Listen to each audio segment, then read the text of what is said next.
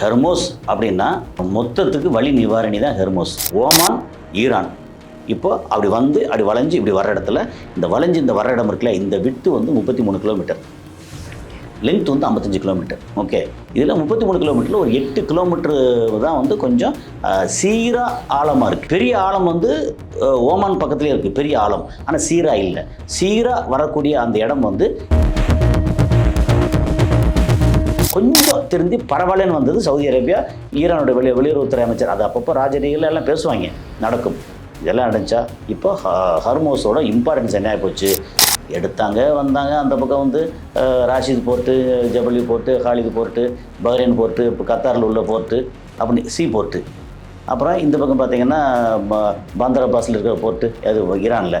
அப்படின்னு அது வார்டுக்கு வந்தாங்க போனாங்க, வார்டு போயிட்டு வந்து யாரும் கவனிக்கலை. ஏதாவது நம்ம மக்கள் வந்து நம்ம ஊர்லேயே ஏதாவது ஒரு பிரச்சனை இருக்குது, அரசின் கவனத்துக்கு கொண்டு போகணும் அப்படின்னு ரோடை மறிப்பான். அது பொது ரோடு. ஓகே, இப்போ ஏதாவது ஒரு இடத்துல வந்து 2 ஜாதிகளுக்கோ அல்லது 2 இனங்களுக்கோ ஏதோ ஒரு சம்திங் பிரச்சனை வருது, பாதை இருக்குது, அந்த பாதையை வந்து மறித்து சுவர் கட்டுவாங்க, எல்லாம் பண்ணுவாங்க. இது மாதிரி இது வந்து உதாரணம் சொல்கிற புரிதலுக்காக. அங்கே என்ன பண்ணுறாங்க,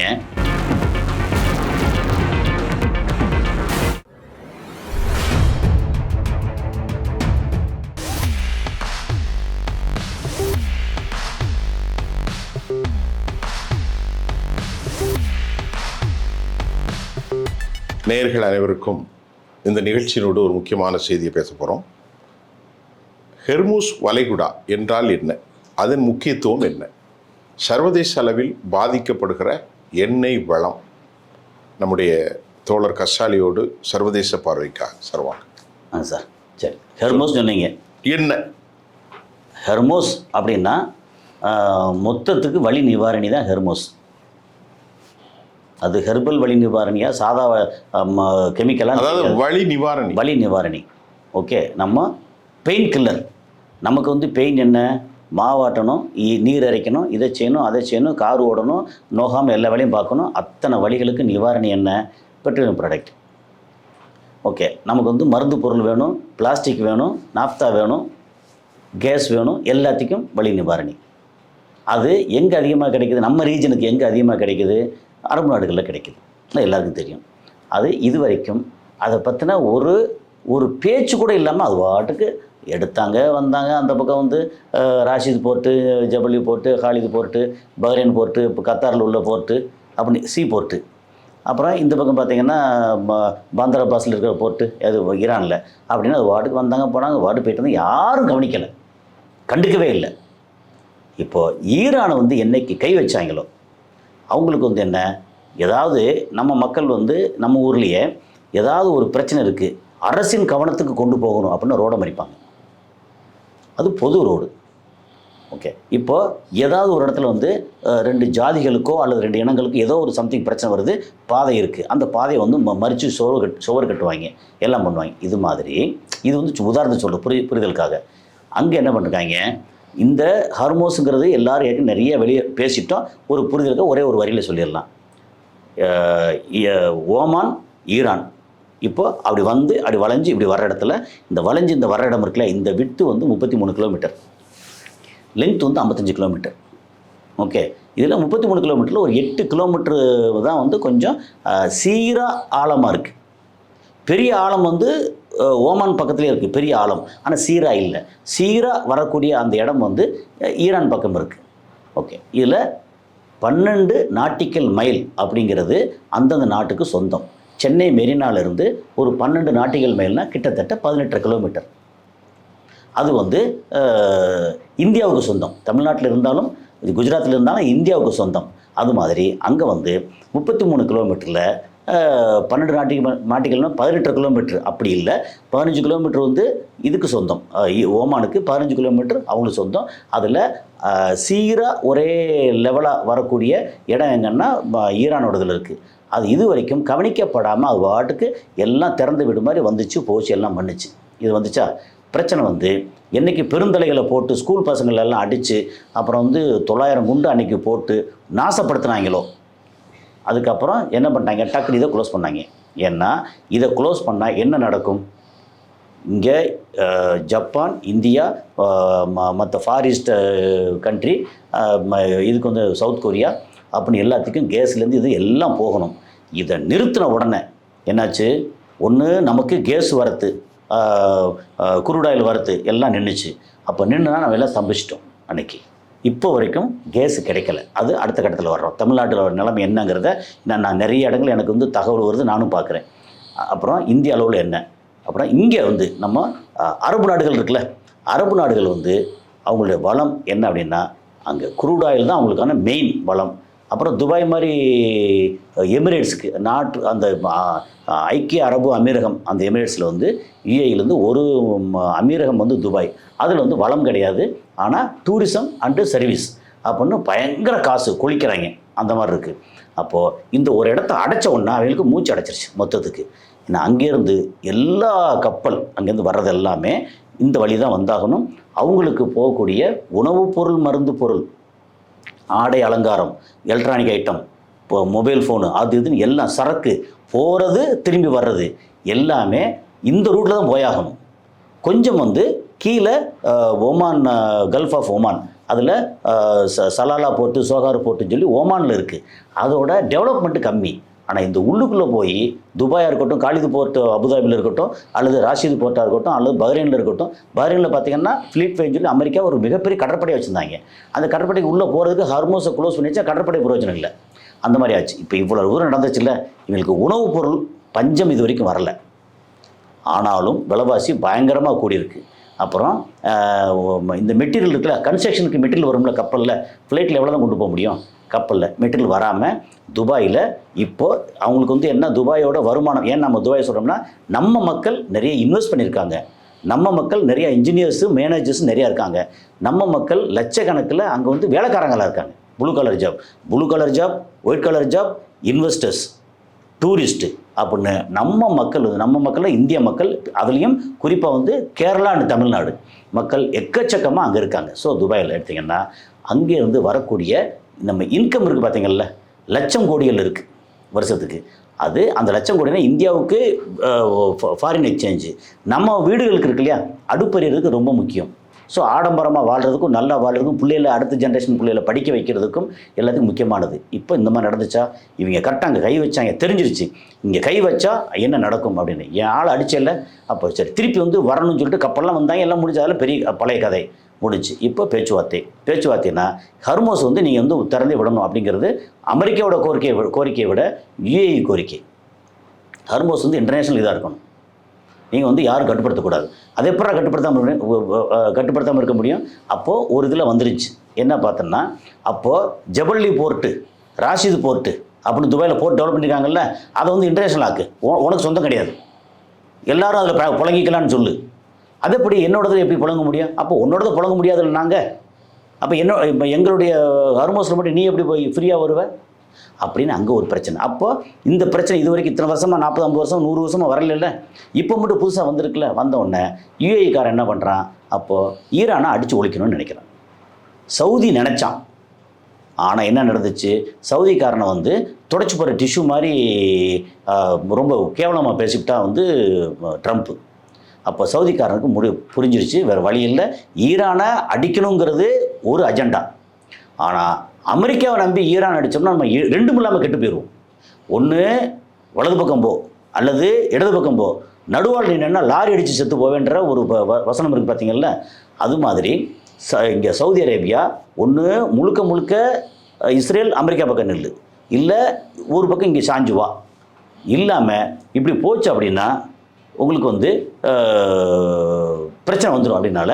ஆனால் சவுதி அரேபியா என்ன பண்ணிட்டான், ஈரான் பக்கம் கொஞ்சம் சரி பரவாயில்ல அப்படின்னு. ஆனால் சவுதி அரேபியாவுக்கு வந்து மிரட்டல் என்ன அப்படின்னா, மேலே வந்து ஏமன்லேருந்து ஹவுதீஸ், இங்கே ஈரானோட ப்ராக்சி. அப்போ ஈரானை பகைச்சிக்க முடியல, அப்போ ஹவுதீஸோட சமாதானம் பெறுவோம், நம்ம வந்து நல்லாயிருப்போம் அப்படிங்கிறது. யுஏஇ அவன் வந்து வேறு வழி இல்லை, எங்களுக்கு வந்து பிரச்சனை தான் அப்படின்னு சொல்லி அமெரிக்காவோட ரொம்ப கைகோர்த்து இவங்களா இருக்கட்டும், கத்தாராக இருக்கட்டும், யுஏஇயாக இருக்கட்டும், குறிப்பாக சவுதி அரேபியா, பஹ்ரைனு, இவங்க எல்லாருமே என்ன பண்ணுறாங்க, அமெரிக்காவுக்கு இன்னும் சேலரை அடிச்சிட்டு இருக்காங்க. ஆனால் கொஞ்சம் திருந்தி பரவாயில்லன்னு வந்தது சவுதி அரேபியா. ஈரானோட வெளியுறவுத்துறை அமைச்சர் அது அப்பப்போ ராஜரீகள் எல்லாம் பேசுவாங்க, நடக்கும். இதெல்லாம் நடந்துச்சா? இப்போ ஹர்மோஸோட இம்பார்ட்டன்ஸ் என்ன ஆகிப்போச்சு? ஒரு 47 வருஷமாக ஒரு நாட்டை வந்து நீங்கள் பொருளாதார தடை வீச்சிங்க. அவன் வந்து கொஞ்சமாக எந்திரிச்சு இவ்வளோ ஆயுதங்கள் எடுத்து வச்சுருக்காங்க. ஒரு மாதம் நீங்கள் க்ளோஸ் பண்ணோம். இது இத்தனைக்கும் மொத்த உலகத்தையும் க்ளோஸ் பண்ணலை. ஒரு ஹர்மோஸுங்கிறத ஒரு 33 கிலோமீட்டர் க்ளோஸ் பண்ணோம். 33 கிலோமீட்டர் கூட இல்லை, ஒரு 8 கிலோமீட்டர் க்ளோஸ் பண்ணோம். உலகமே ஸ்தம்பிச்சிருச்சு. அப்போது இது முக்கியமான சோக் பாயிண்ட். இப்போ ஒரு கேள்வி, ரொம்ப நேரம் விளக்கம் சொன்னனால கேட்குறேன். இப்போ இந்த நிலைமையில் மத்திய தரைக்கடல் நாடுகளில், மத்திய கிழக்கு நாடுகளில், இப்போ முக்கியமாக சவுதி அரேபியா எடுத்துக்கிட்டீங்க, துபாய் எடுத்துக்கிடும், அந்த பிரபலமான நாடுகள், குவைத், கத்தர், பஹ்ரைன், இப்போ ஆமாம், இப்போ பஹ்ரைன், இப்போ இந்த ஹெர்மூஸ் வழியாக ஆயில் இல்லாமல் மற்ற சரக்கு போக்குவரத்துகள்லாம் போகணுமில்ல? அதான் சொல்ல வந்தேன். மருந்து பொருள், ஆடை அலங்கார பொருள், உணவு பொருள் எல்லாமே அங்கே உள்ளே போய் காய்கறி வரைக்கும் எல்லாமே, காய்கறி, பால், இதுக்கு முன்னாடி மீட்டு, எல்லாம் இதுக்கு முன்னாடி காய்கறி, மீட்டுக்கிட்ட எல்லாமே இந்தியாவிலேருந்து வருது, ஆப்பிரிக்காலேருந்து வருது, ஈரான்லேருந்து நிறையா வருது. காய்கறிகள் நிறைய ஈரான்லேருந்து வருது, யூஏக்கு, ஆஸ்திரேலியாலேருந்து வரும், என்ன நிறையா வருது, ஆஸ்திரேலியாலேருந்து வருது இது. ஆமாம், ஆஸ்திரேலியா மீட்டெல்லாம் இருக்கு இல்லையா, பழங்கள் எல்லாம் வருது. எல்லாம் இது வழி தான் வந்தாகணும். எது வழியா? ஹர்மோஸ் வழியே உள்ளே போயாகணும். ஆனால் இன்னொரு ரூட் ஒன்று இருக்குது, சவுதி அரேபியாவுக்கு செங்கடல் ஒன்று இருக்குது. அதாவது கரெக்ட், அந்த சைடு. இந்த சைடு நீங்கள் வந்து பெர்ஷியன் கல்ஃப் ஒரு பக்கம் இருக்குன்னா, செங்கடல் இன்னொரு பக்கம் இருக்குது. சவுதி வந்து 2 பக்கமும் எல்லை இருக்குது. ஓகே, இந்த தெருவுலேருந்து கதவு திறந்தால் கொல்லை பக்கம் தெருவுக்கு போயிடலான்ற மாதிரி. சரி, ஆயில் வந்து இப்படி தான் கொண்டு வரணுமா? இல்லை, சவுதி அரேபியா ஆயில் அங்கேயும் போகலாம், ரெட்சியும் போகலாம், ரெட்சிலையும் போகலாம். ஆனால் இந்தியா வந்து பைப் லைன் போட்டு இவ்வளோ தூரம் எத்தனை கிலோமீட்டருக்கு பைப் லைன் போட்டு அங்கே போகணும். அதாவது கடல் உள்ள இல்லை, நிலத்தொலியே போயிட்டு நிலத்தொலியே பைப் லைன் போட்டு யான்பு வழியே. ஏன்னா ஜெத்தா யான்புங்கிறது ரெட்சியில் இருக்குது. ஈஸ்டர்ன் ப்ராவின்ஸ் இருக்கு இல்லையா, இது ராஸ்தனூரா, ஜுபைலு, இது தம்மாம், தஹரான் ஏர்போர்ட், இதெல்லாம் வந்து இது இதில் இருக்குது, பெர்ஷியன் கல்ஃபில் இருக்குது, பாரசீக வளைகுடா இதில் இருக்குது. ஓகே, சவுதி அரேபியா வந்து நினச்சா இங்கே அனுப்பலாம், இங்கே அடைச்சா அங்கே அனுப்பலாம். அங்கே வந்து பாபல் மந்திப்னு ஒன்று இருக்குது, அது ஒரு பெரிய சோக் பாயிண்ட்டாக இருக்குது. ஆனால் இன்னும் பெருசாக வரல. அது கைவசம், ஈரான் கைவசம் தான். இல்லை, கிட்டத்தட்ட ஈரான் கைவசம் தான். அதாவது ஹவுதினால ஒன்று தான். ஸோ அங்கே வந்து ஒன்றும் இது வரைக்கும் ஒன்றும் பண்ணலை, அடைப்போன்னு சொல்கிறாங்க. ஸோ ஒன்றும் பண்ணலை. ஸோ ஓகே, அந்த இடத்துக்கு போயிடலாம். ஓமான் எடுத்துக்கிட்டிங்கன்னா ஒன்று அங்கே அந்த வழியே போகலாம். எது ஓமானுக்கு வந்து அவனுக்கு கீழே வந்து ஓமான் இருக்குல்ல, கல்ஃப் ஆஃப் ஓமான் வளைகுடா, அதில் வந்து ஒரு 4 போர்ட் இருக்குது. பெரிய போர்ட் இல்லை, ஆனால் நல்ல போர்ட் இருக்குது. ஓகே, ஸோ ஓமானுக்கு பிரச்சனை இல்லை. அது ஓமனுக்கும் ஈரானுக்கும் முருகல் ஒன்றும் பெருசாக இல்லை. ஆமாம், இருக்கிறதுலே வந்து பேச்சுவார்த்தைக்கு அவனைத்தானே கொண்டு இப்போ வர்ற துட்டிலே அவங்க கொடுக்குறேன்னு சொன்னால் அப்போ அவங்க 2 பேரும் இணக்கமாக தான். துட்டு மட்டும் இல்லை, அதுக்கு முன்னாடி பேச்சுவார்த்தையாக இருக்கட்டும், எப்போவுமே வந்து இணக்கம் தான், அந்த பிரச்சனை இல்லை. அதான் துருக்கியை நம்பலை. துருக்கி வந்து அவங்க பச்சை வந்து நம்ப மாட்டாங்க. அதே மாதிரி எல்சிசி நம்ம ஈஜிப்டு அதையும் நம்பலை, அல்சிசி. ஸோ அந்த மாதிரி இப்போது இந்த ஹர்மோஸ் இது வந்ததுனால இப்போ என்ன நடந்திருக்கு, இங்கே இந்தியாவுக்கு கப்பல் விடுறாங்க. ஓகே தான், இது வரைக்கும் ஓகே தான். ஆனாலும் அங்கே கத்தாரில் கேஸ் வந்து இன்னும் பெருசாக ப்ரொடக்ஷன் பிரச்சனை இருக்குது. இன்னும் கேஸ் ப்ரொடியூஸ் பண்ணுறாங்க, ஆனால் பிரச்சனை இருக்குது. அப்புறம் சவுதி அரேபியா கிட்டத்தட்ட 50% குறைச்சி வச்சுருக்காங்க அவருடைய ப்ரொடக்ஷனை. யுஏஇ அடித்ததுனால பிரச்சனை இருக்குது. அதுக்கப்புறம் இந்த யுஏஇங்கிறதுல வந்து ஃபுஜேராவும் ஒன்று. அந்த ஃபுஜேராங்கிறது அந்த ஹர்மோஸ் வழியே வர வேண்டியதில்லை. ஹர்மோஸ் வந்ததுக்கப்புறம் தாண்டி இந்த பக்கத்தில் இருக்குது, எது கல்ஃப் ஆஃப் ஓமான் பக்கத்தில் இருக்குது. ஸோ அங்கேருந்து வரலாம். பட் அங்கே வந்து கப்பல் வந்து கம்மியாக தான் நிற்க முடியும், பெரிய, ஆனால் யூஸ் பண்ணிக்கலாம். அதையும் போட்டு தாக்கிட்டாங்க. இப்போது அங்கேயும் அங்கே எடுக்க விடாமல் தாக்கிட்டாங்க. கொர்ஃபகான், ஃபுஜேரா, கல்பா, திப்பா அப்படின்னு அந்த ரூட்டில் இருக்குது. அதையும் போட்டு தாக்கிட்டாங்க. ஸோ இப்போ என்ன ஆகி போச்சு, இது வந்து ரொம்ப ரொம்ப முக்கியமாகி போச்சா, இந்தியாவுக்கு வரக்கூடிய கேஸ் வந்து இங்கேருந்து ரொம்ப குறைஞ்சிருச்சு. ஓகே, குரூட் ஆயில் வந்து இங்கேருந்து வர்றது குறைஞ்சிருக்கு. ஆனாலும் நமக்கு மேட்ச் பண்ணுறதுக்கு ரஷ்யா வந்து ஹெல்ப் பண்ணுறாங்க. ஆனால் என்னென்னா முன்னாடி $45, $47, $55 இருந்தது வந்து இன்றைக்கி வந்து $110, $112 இருந்தது. இந்த பேச்சுவார்த்தைன்னு சொன்ன உடனே $94 ஆச்சு. இன்றைக்கி கரண்ட்டில் என்ன ஆகுதுன்னு பார்க்குறேன். இன்னும் என்ன ஆச்சு? ஆனால் ரஷ்யா விலை குறைப்பு இல்லைன்ட்டான். இல்லைண்ணே, நான் கொடுக்குறேன், விலை குறைப்பு கிடையாது. நீ இந்தியாவாரு சைனாவாரு ஓப்பன் டிக்ளரேஷன். ஆமாம், இனி விலையை குறைச்சி வாங்க முடியாது. இன்னொன்று ரஷ்யா பண்ணா என்னன்னா, நான் குரூட் ஆயில் வேணா வேறு யாருக்கும் தர்றேன், நான் ரிஃபைன் பண்ணி பெட்ரோல் டீசலாக யாருக்கும் தரமாட்டேன், ஏன்னா எங்கள் நாட்டுக்கு வேணும் அப்படின்னு அது போன வாரம் டிக்ளேர் பண்ணாங்க. ஸோ இதெல்லாம் நடந்துருச்சு. இந்தியாவில் இன்னைக்கு கேஸ் பிரச்சனை இருக்குது, பெரிய பிரச்சனை இருக்குது. இப்போது மற்ற இந்தியாங்கிறத விடுங்க, இந்தியாவில் தமிழ்நாடு இருக்கு இல்லையா, தமிழ்நாட்டில் இப்போ நீ சென்னையில் இருக்கேன், நான் சென்னையில் இருக்கேன். இது பார்க்குறோம். ஓகே, நேற்று எனக்கு ஃபோன் கால் வந்தது. ஒரு ஆள் பேசினார், ஒரு அம்மா பேசினது, உடுமலைப்பேட்டையிலேருந்து பேசினா ஒருத்தங்க, இன்னொருத்தவங்க வந்து காஞ்சிபுரமும் அது பக்கமும். என்ன சொன்னேன், ஏன்னா நான் நம்பர் எல்லாம் ஏதோ இதில் ஃபேஸ்புக்கில் எடுத்து பேசுனாங்க. என்னென்னா, சார் எங்களுக்கு வந்து வேலை எங்கள் சென்னையில் ஏதாவது கிடைக்குமா? என்ன வேலை, என்ன பண்ணீங்க? நான் வந்து டீ கடையில் வேலை பார்த்தோம். சரி, என்னாச்சு? டீ கடை வேலை என்னாச்சு? கேஸ் இல்லாதனால 5 பேர் இருந்தோம், 2 பேரை தூக்கிட்டாங்க. அப்போ 3 பேருக்கு வேலை. பெரிய தாக்கம் நம்ம ஊரில் ஏற்பட்டுச்சு. அது இது வந்து ஒரு டீ கடை. அப்புறம் உடுமலைப்பேட்டைன்னு சொன்னது அதே மாதிரி ஒரு சின்ன பரோட்டா கடை. ஓகே, பரோட்டாவுக்கு வந்து நிறைய கேஸ் வேணும். அப்புறம் இந்த மாதிரி கிரில் சிக்கன்லாம் ரொம்ப நிறைய இடத்துல க்ளோஸ் பண்ணிட்டாங்க. நிறைய இல்லை, நிறைய க்ளோஸ் பண்ணிட்டாங்க. மெட்ராஸில் எதுவுமே இல்லை. ஏன், என்ன காரணம் சார்? 10 கடையில் 2 கடை தான் இயங்குது, 8 மூடிட்டாங்க. அதாவது கடையே நிறைய மூடிட்டாங்க. அப்படி திறந்து வச்சிருக்க கடை கூட இந்த மாதிரி ஒரு பெரிய சிக்கல். ஓகே, அப்படி கடைகள் அப்படி உதாரணத்துக்கு இப்போ சென்னையில் மட்டும் சின்ன கடைகளில் தள்ளுவண்டி கடையிலேருந்து ஆரம்பிச்சு நைட்டு பார்த்தா தள்ளுவண்டி கடைகள் எனக்கு தெரிஞ்சு ஒரு 20,000-30,000 கடை இருக்கும். இப்போ இல்லை, இப்போ 10,000 கடைகள் தான் இருக்கும். 10,000 கடை இல்லை இல்லை இல்லை. நைட்டில் புரோட்டா போட்டு இதை போட்டு வந்து என்ன, அவங்களுக்கு ரொம்ப முக்கியம் வந்து கேஸு. வெளியில் வந்து கரண்ட் அடுப்பு யூஸ் பண்ண முடியாது. ஓகே, இந்த மாதிரி இதில் இப்போ ஒரே வேலை வாய்ப்பு, நம்ம ஊரில் வேலை வாய்ப்பு, சாப்பாடு பிரச்சனை, விலைவாசி எல்லாம் இந்த தாக்கம், ஹர்மோஸோட தாக்கம் நம்ம இடத்துல வரைக்கும் வந்து நிற்கிது. இப்போது ஒரே ஒரு கேள்வி, நமக்கு இந்த எல்பிஜி இருக்குல்ல?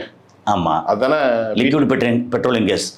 இது வந்து கத்தார்லேருந்து தானே வருது? கத்தார்லேருந்து வருது, ப்ளஸ் வந்து க்ரூட் ஆயிலேருந்து கிடைக்குது. அது நமக்கு க்ரூட் ஆயிலேருந்து நம்ம நாட்டுக்குள்ளே கொண்டு வந்து தானே எடுக்கணும்.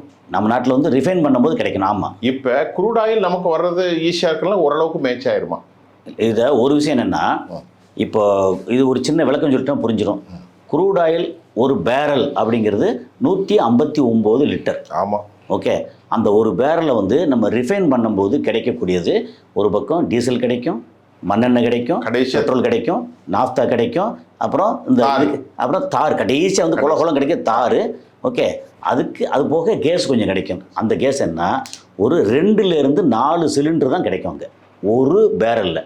அதாவது 159 லிட்டர் குரூட் ஆயில இப்போ 14 கிலோ, அதாவது ரிஃபைன் பண்ணா 3 சிலிண்டர் கிடைக்கும். 2லேருந்து 3 சிலிண்டர், ஒரு 50 கிலோ.